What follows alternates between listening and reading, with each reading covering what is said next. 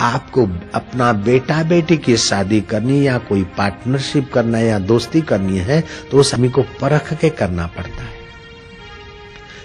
जहां तहां जल्दी विश्वास नहीं रखा जाता है। दुर्जन का स्वभाव दुष्ट होता ही है, तो संभल के दोस्ती किया जाता है, संभल के जमाई खोजा जाता है, संभल के किसी कुल की कन्या ली जाती।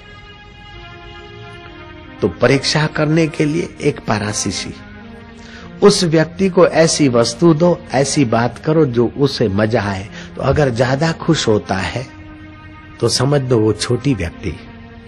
उसको ऐसी वस्तु, ऐसी परिस्थिति, ऐसा वातावरण दो कि उसको दुख हो। अगर ज्यादा दुख होता है तो छोटी व्यक्ति है। जयराम जी की हम जब छोटे थे तो थोड़े लॉलीपॉप चॉकलेट मिलते तो हम लोग बहुत खुश हो जाते थे, और कोई छीन ले तो बहुत दुखी हो जाते थे।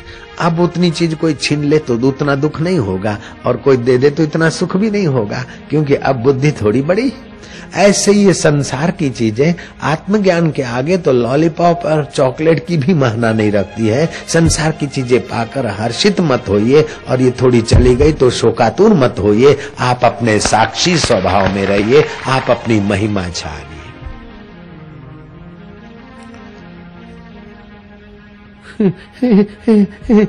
बड़े अन्याय हो गया, क्या हुआ? रो रही। अरे क्या हुआ? नौकरानी बोलो। बोले बाबा बाबा सेठानी का 9 लाख हार खो गया।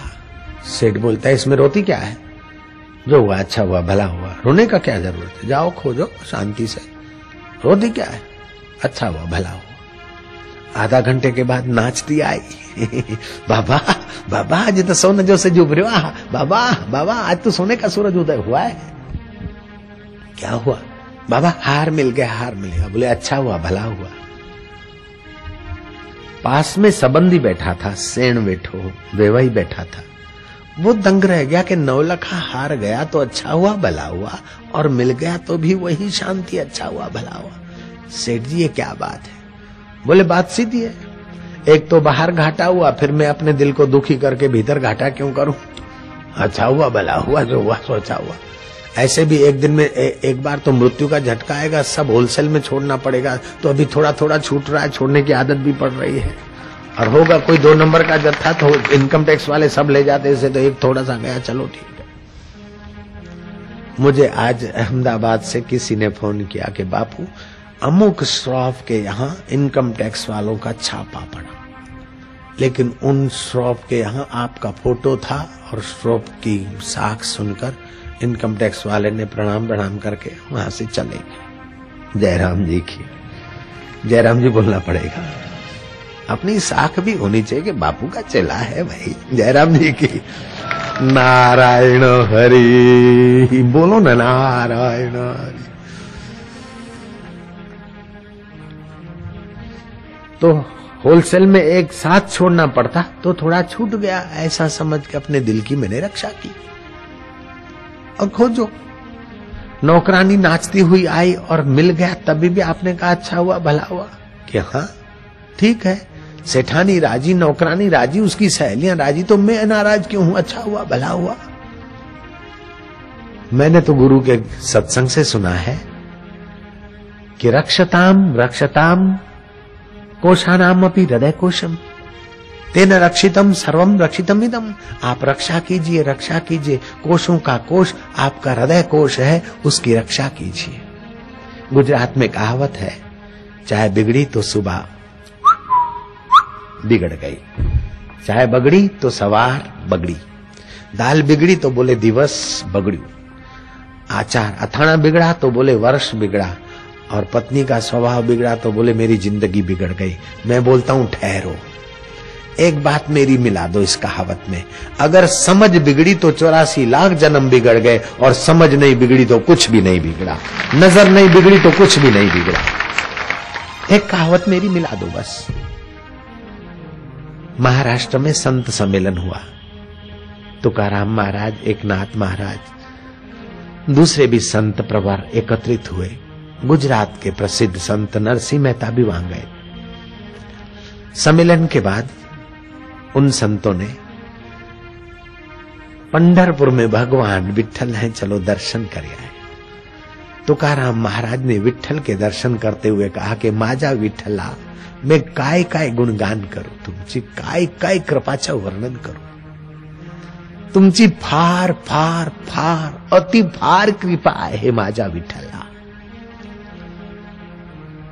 जिजाई पत्नीचा असा स्वभाव तुम्ही केलाय की माझ्या आसक्ती सगळी मिटून गेली, मेरी सारी आसक्ति मिट गई.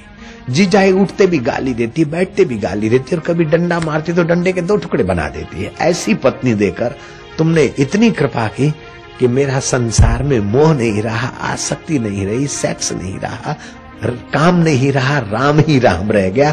ऐसी झगड़ाखोर पत्नी देकर तुमने बड़ी कृपा की. तालियां तो बजाते हो, लेकिन झगड़ाखोर पत्नी मिले तब भी खुश रहो तो तालियां और भी मजेदार बजे. जयराम जी बोलना पड़ेगा. सिर मत कूटना कि क्या करे, मेरी लुगाई का स्वभाव ऐसा है, मेरी औरत ऐसी है, मायके चली जाए, मैं तो दूसरी लाता हूं. नहीं, तुकाराम को याद करना, माझा विठ्ठला तुमची फार कृपा आहे.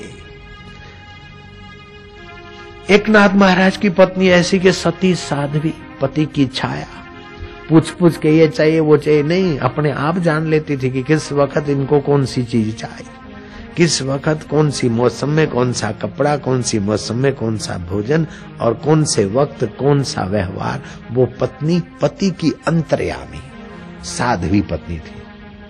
वो अपने पति को वश करने में सफल हो जाती महिलाएं, जो पति की रिक्वायरमेंट समझकर उसके अनुसार उनका खान पान देती है, तो पति के हृदय में जगह बना लेती. लेकिन जो रुबाब करते हैं या फैशन करके पति के हृदय में जगह बनाती है, तो फिर पति भी अपना ऐसा ही चाल चलता है. फिर I shout you shout, who will carry dirt out. मैं भी रानी तू भी रानी, कौन भरेगा घर का पानी. फिर वो उस पे लांछन, वो उस पे लांछन, वो उसको घसीटता, वो उसको घसीटता, वो उसके दोष देखता है, वो उसके दोष देखता है, और धमाधम होती रहती. आर्य समाज के प्रसिद्ध संत श्रद्धानंद स्वामी भूतपूर्व में गृहस्थी थे और पुलिस में नौकरी करते थे. ऐसे शराबी थे कि लोग उनकी टांगोटोली करके घर में रख जाते थे.